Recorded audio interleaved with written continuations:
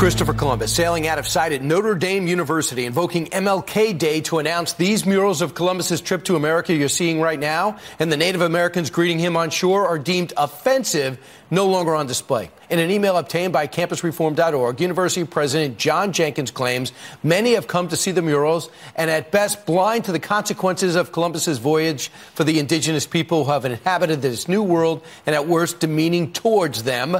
Campusreform.org media director Cabot Phillips is here. Cabot, is this the right approach from Notre Dame? Does it surprise you?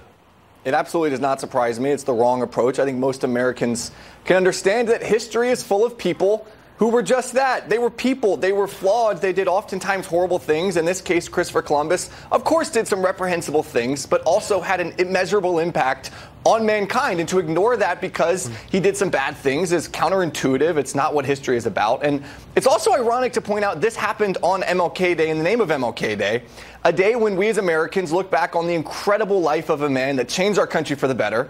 But also on MLK Day, we look back on a dark time in our history, not to enjoy it, but to learn from it and to look back on how we can improve as a country. We look back on dark times so that we can move forward and never go there again.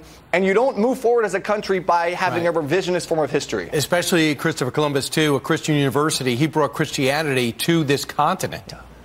And Christopher Columbus was a man, like you said, who had the endorsement of the Pope. This is a Catholic university.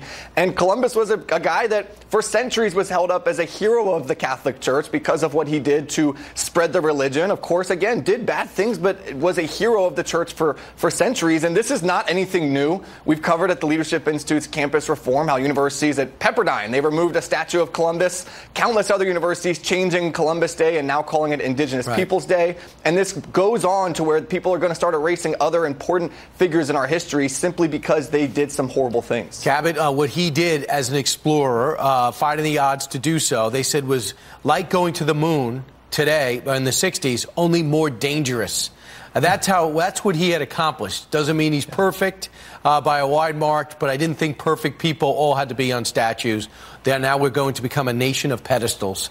Cabot, thanks so much. Thanks, Brian. All right. Meanwhile, coming up straight ahead, President Trump making a new push for border security just a short time ago. We're going to discuss that next as it happens. And one jockey goes head over horse during a race. But wait till you see how it ends. An incredible recovery, but left in front of